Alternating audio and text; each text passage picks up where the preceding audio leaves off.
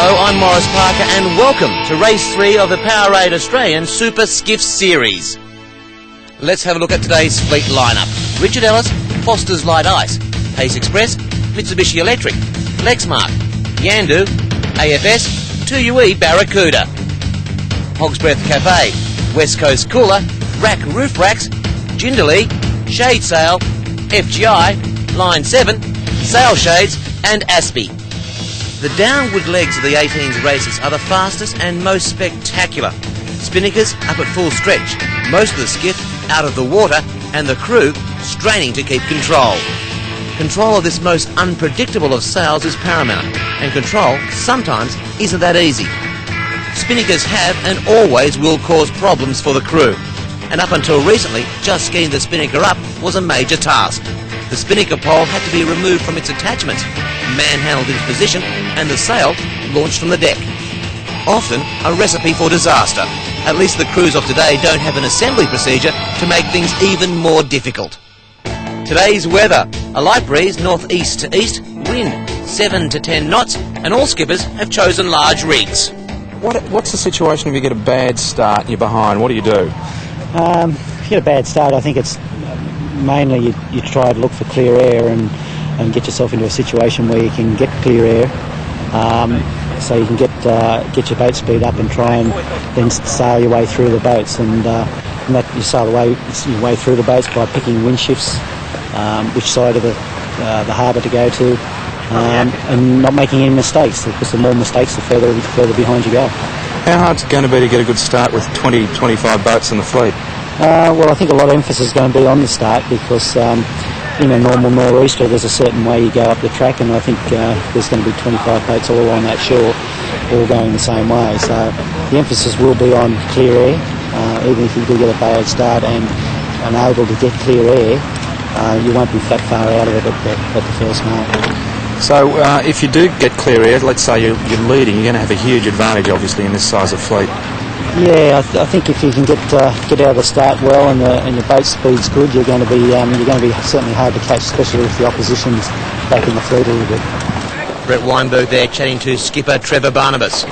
Of course, joining me in expert commentary is Tony Reynolds. Good afternoon, Tony, and what a perfect day on Sydney Harbour for race 3 of the series. Mate, wonderful day again, and how you doing, pal? Well, not too bad at all, actually. They're going in there now, a low tide at the moment, a bit of a walk-in for our fleet today. a long drop in today, Morris, but look at the light ice there. Doesn't she look lovely? Foster's.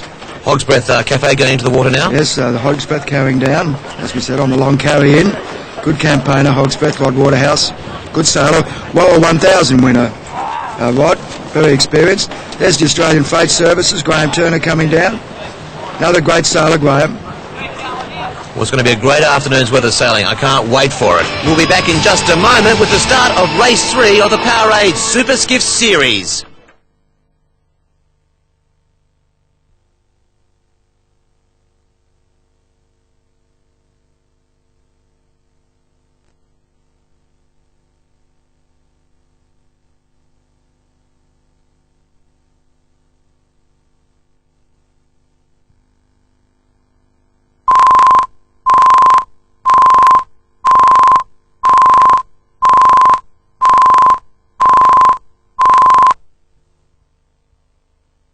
Welcome back to Race 3 of the Powerade Super Skiff Series. Tony, you have been out on the water already and you've laid today's course. Nice, another great course today, a testing course again. Quick work to windward, round the windward mark, setting up nicely with the spinnakers, out to the wing mark, dive with the spinnakers, down to the bottom drop, work up again, round, set, down to the finish.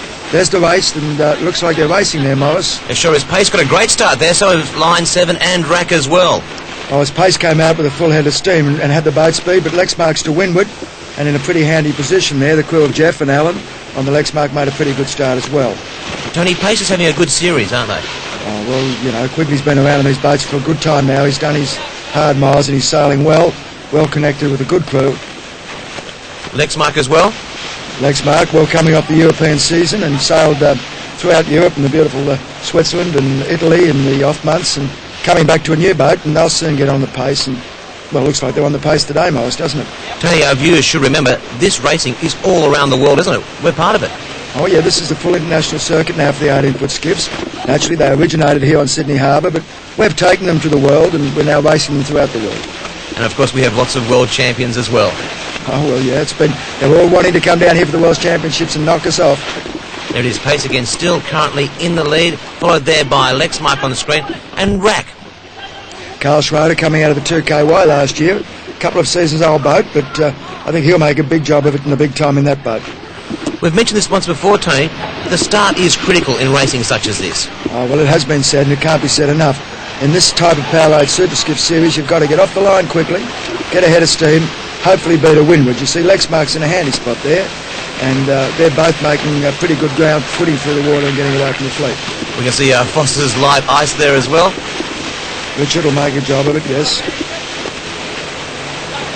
Pace still currently in the lead at the moment. We've only just got the race underway. You see the fine hand moving in and out, just balancing the boat. The light airs are quite tricky to sail, and you've got to have a really good feeling in the light airs. You can't rely on the wind and the power, you know. It's very much a balanced movement.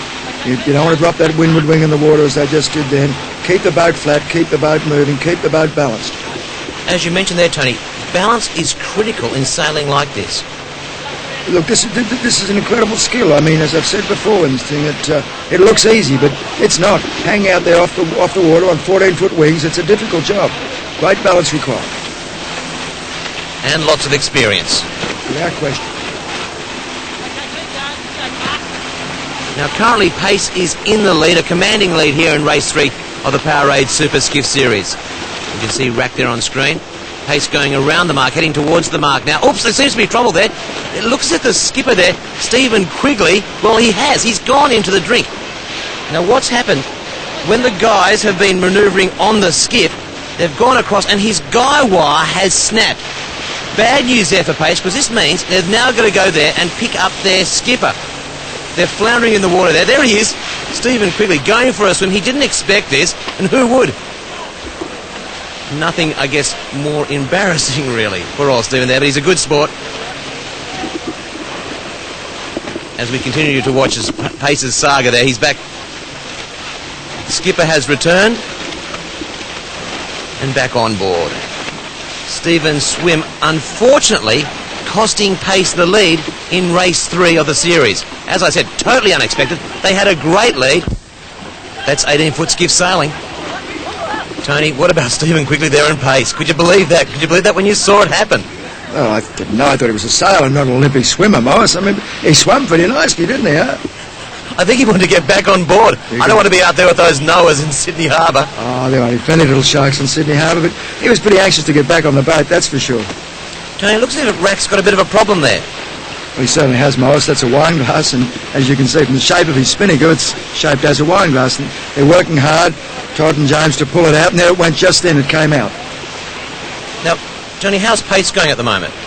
Well, as you saw then, Pace, while the Rack was pulling the wine glass out, Pace got over him, and I'd say he's probably set and cleared off down the course. There's the leader there, Lexmark, Mitsubishi. Followed by Mitsubishi, Line 7 and AFS there. They're our top 4 at the moment. That's it. Mitsubishi being well sailed today with Mark Brown and Richard Schilling in the boat. Good crew. They'll come good. Richard Ellis currently on screen there. Yeah, working the boat well there. Really got a full head of steam, as I've said. Going for it. That's a great scene, isn't it? They really are moving there. Mate, that's not easy to do, you know. It's a very tricky manoeuvre between the 3 men, keeping that boat balanced. Flogging the spinnakers now to keep above the wing mark as the bit of east in the breeze at the moment on this northeast course. Barracuda 2UE coming in well to the shot there, and Mitsubishi dropping down a bit, but you can see the wing mark. Line 7 finally getting their spinnaker up there. Richard Ellis holding up well above them. Graham Turner in the AFS has fallen right down. So too 2UE Barracuda, but Richard Ellis now carrying off well. 2UE Barracuda very strong? Oh, I think so. As I've said often, Price World Champion, young Bevan and his son in the boat.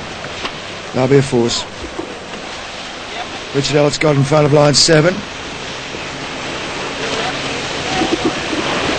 Line 7 hasn't got his spinnaker to hit the masthead there. They're probably not aware of it and they can't get in and reset, but it never works as well when it's not to the top of the mast.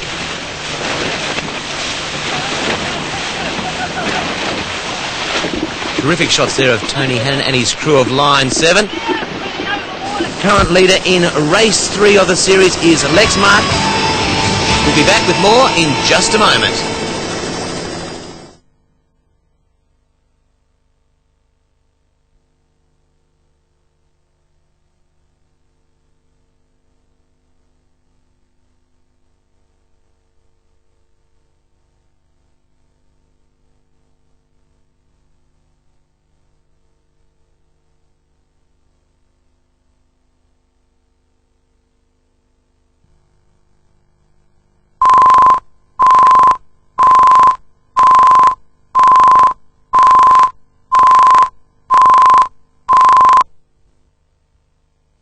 Welcome back to race 3 of the Powerade Super Skiffs series.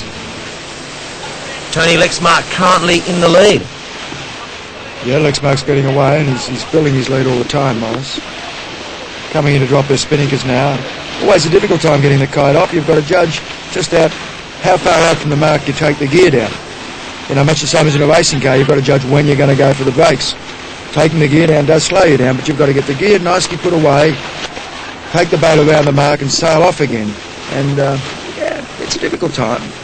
A lot of skiffs approach the mark from many different angles, don't they? All come in a different angle. They're jibing to come in here, and Lexmark's done a nice job to get in, and he's got to come back to wind and get his gear down. And he's come in for me, he's come in too late. He'd have been better off to get it off a little earlier. Now he's tidying it up, trying to pop it back in the bag, get his boat back out and moving through the water. As you're going to any of these marks... Excuse me, Miles, but Tony Hannon, as you can see, has made a nice drop. As you imagine, the tactics are critical when you do come to these marks, aren't they? Oh, yeah, getting in there, getting the boats around the marks is very crucial in 18ft skiff sailing, and in all yacht sailing for that matter. But in these boats that move so quickly, it's very critical rounding the boys, rounding the marks. Look at TUE getting inside of Graham Turner. Graham Turner still trying to get his gear away, and TUE had his gear away and was sailing off. Once again, that's where teamwork is critical, to keep all those movements in harmony, just to keep the skiff going, really. Oh, yeah, keep it moving, especially on the light days, you know. You can't let the boat lose its speed. Richard Ellis there getting to windward of Lexmark and challenging Lexmark with Mitsubishi down to leeward. So Richard Ellis making a fair fist of coming back into this race. Mitsubishi going pretty well as well. The three boats working to windward now. So far in the series, this would have been the closest for first and second so far. Not much in it here, Morris, between these three fellas. And I suppose between the three of them, they'll finish somewhere in this order, I would think, from here. It'd be hard for the guys behind to get through. Nice shot of Richard Ellis there. Well balanced. Ben Derwent there, skipper of Mitsubishi Electric. Ben, of course, a former windsurfing world champion. Mitsubishi Electric doing very well in the series so far. A former world champion windsurfer out there on the 18s. Mate, everyone sailing in these boats has come from another class. This is the big time. This is where they want to get to. This is the big league down here at Double Bay, and you've got to be very good, and you've got to come from another class. Most of these guys would have spent all their lives, from very young age, sailing every Saturday and Sunday in one type of small boat or another, prior to getting into this class and sailing at this level. And of course, a lot of these guys do go into the big league, I guess, America's Cup sailing. Oh, without question. This is the top league of small boat sailing, and this is the big time throughout the world, and recognised as such.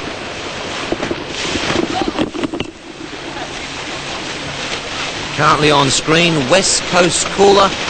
Skipper there, of course, Greg Pugh. Now, West Coast Cooler is one of the older boats in the fleet, but still very competitive. Tony, we see the crews there out on the wings. Long way off the boats there, Morris, aren't they? 14 foot from wing side to wing side, or quite across the wings. 18 foot long, 14 foot wide. Amazing, at one stage they got to 22 foot wide, Morris. So what happened when they got to 22 foot wide? Well, the administrators had to move in and make a rule and stop it, and we came through the International Association to set it at the 14 foot. Otherwise, they probably would have finished up 60 foot wide, Morris, the way it was going. It was all crazy. We just saw Sail Trades in a bit of trouble there. Mate, that's more than a bit of trouble. He's just dropped her in, and I guess that's the end of his race. My old mate Macca. Not having a great day. I don't think he'll be happy. No, they hate that when they drop him in. Lexmark still in the lead there. Terrific shot there of the crew out in the wing there. Jeff and Alan, yes, sailing well with Greg, and as I said, maybe a little advantage coming in after sailing through the Australian winter in Europe. And they, of course, came back for this series, Tony. Well, they're back for this series, and then leading into this series, we go on to the major event of the season, the World Championship, of which, of course, the Europeans are coming out here to try and take that beautiful trophy of ours back to Italy or to Switzerland, or from whence they come. Mate, I'd rather have it here. Well, they want to try and win it of us, but it's going to be pretty hard to beat us at this caper. It's a little like the rugby league. We're not bad at this 18-foot skiff sailing. We've got a little bit on the rest of the world. Isn't that a great show of the Lexmark? Kevlar sails there, the Kevlar, and of course the high tech of the 18s today. The fleet heading towards the last mark, and currently still in the lead is Lexmark. You can see Mitsubishi there on screen, and it looks as if, yes, Richard Ellis and Line 7 are sneaking inside her. Well, I think Ben's run his boat a little bit too far off the course and allowed the Line 7 to get around the mark in front of him, as will Richard Ellis. So he's put himself back to fourth. He's coming into the mark now. Very important now, of course, to get a good set and try to run to the finish, but Richard Ellis looks like he's popped himself in a very handy spot for second. There's Trevor coming up to fourth or fifth place around the windward mark. Knows full well he's got to get around and get a nice set, which I'm sure he'll do. I've just got the times from our timekeepers. Lexmark is now 10 seconds ahead of Richard Ellis. Well, I'd say right from that, it's going to be very hard to obviously beat Richard Lexmark. And there he goes, he's running off the breeze. Line 7's got a good set and got over the top of Mitsubishi. And of course Richard Ellis would be running in second spot. Lexmark still currently in the lead, and they've been sailing brilliantly all day. We'll be back with the finish in just a moment.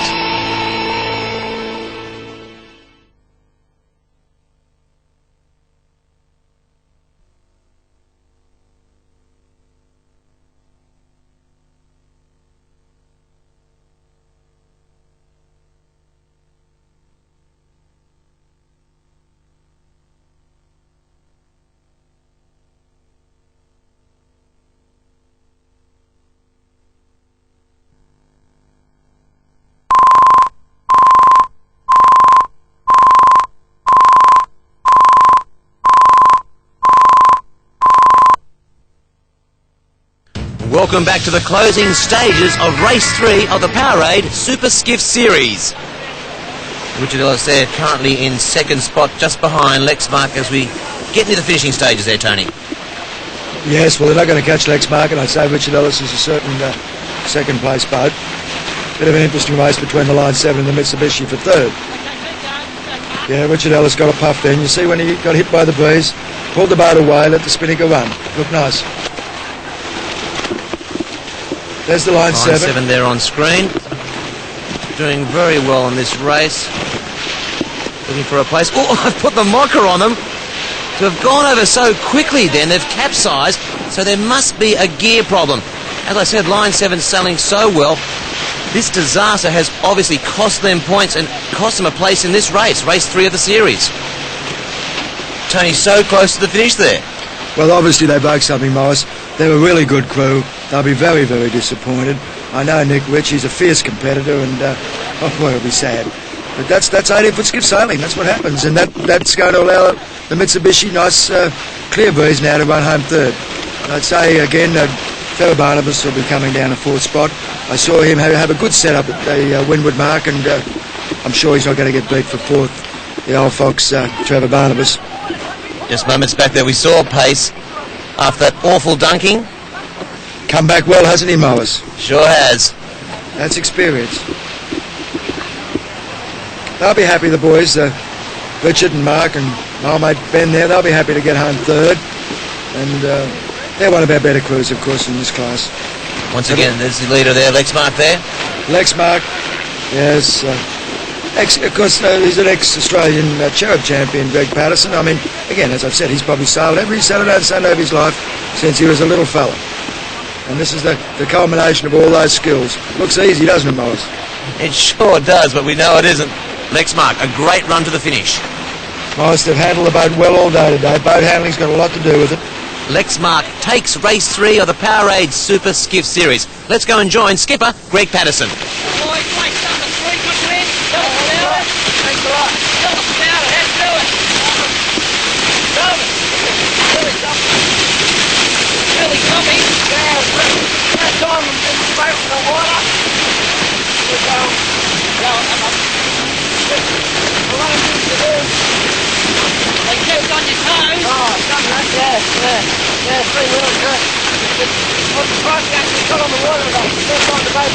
Happy with your day's racing? Oh, yeah, excellent, yeah, very good.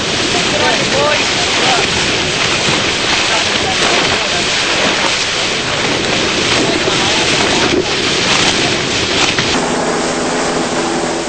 Let's have a look at today's race results. In first position, Lexmark. Second, Richard Ellis. And third, Mitsubishi Electric. Well, how was it out there today, guys? Pretty tough. Very tight racing, a lot of boats are around, very tight with other boats. Really close racing, good. Actually saw it pretty tight at the start. It's also very tight around the markers as well. Yeah, definitely. The starts were incredibly hard. Very short line, a lot of boats, it's hard to find a spot. And we got caught one time, a boat jammed its bowsprit through the back and snapped it off, so it was that tight. You really have got to get out there at the first moment, haven't you? Yeah. First week on mark goes really well. Yeah. There's no real chance of catch-up, is there?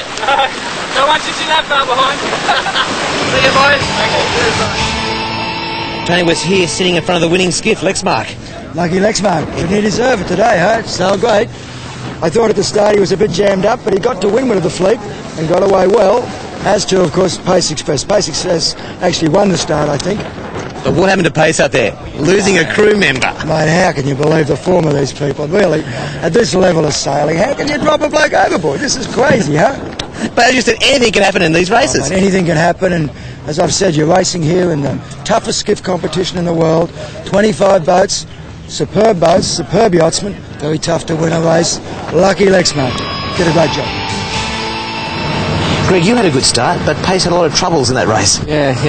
Occasionally you do breakages. You know, it's good for us sometimes. Sometimes it happens to us. So take the good with the bad sometimes. Yeah. Well, that's race 3 of the series. Yeah. You're happy with your boat so far. A lot to go, though. Oh, a lot to go. Seeing it was our first day on the water, we've got heaps and heaps to do. So it's only can get better from here. So I'm looking forward to the next races. So congratulations. Thank you. Thanks a lot. Steve, I've got to ask you this. What happened out there? We had a bit of bad luck, Morris. We got a good start again and first ran the first mark, and I went to go out on the wire and the trap wire broke. Ran the first mark, so I went for a bit of a swim in the harbour. And luckily the boys did a great job and we didn't go in the tide. So I had to swim back to the boat, and by the time I got back to the boat, we were 5th or 6th, and we ground through and to 4th, and then at the top mark it happened again, this time to Craig's trapeze. So we had 2 swims today, and we managed to claw back and get 5th, so we're pretty happy with that. A frustrating day? It was a frustrating day because we had a good lead and we were looking good coming into the first mark, but just wasn't to be, I'm afraid. You've got to get it right, don't you? Yeah. When that happens, what's going through your mind? I see you struggling in the water there. You must be thinking, why? Why me? You just get this falling sensation and you go, oh no, not again. You know instantly what's happened, and then you've got a bit of a swim, that's all. Well, I guess you can look forward to race 4 now. Yeah, we can. We're looking forward to next week. It's going to be good. It's a good tight series. Very good close racing. It's been a lot of fun. Well, Steve, we hope we don't see you in the drink next week. We'll do our best to stay out. Thanks, mate. Thanks, Morris. A drier Stephen Quigley there. Let's have a look at the points table. Pace Express 25, Richard Ellis on 23, 2UE Barracuda on 20, Mitsubishi Electric 15. And it's good to see Rack Roof Racks, Foster's Light Ice and Hog's Breath Cafe on the leaderboard at the moment. And that's the point standing after race 3. And plenty more sailing to come. Hope you've enjoyed this week's sailing. See you next week for race 4 of the Powerade Super Skiff Series.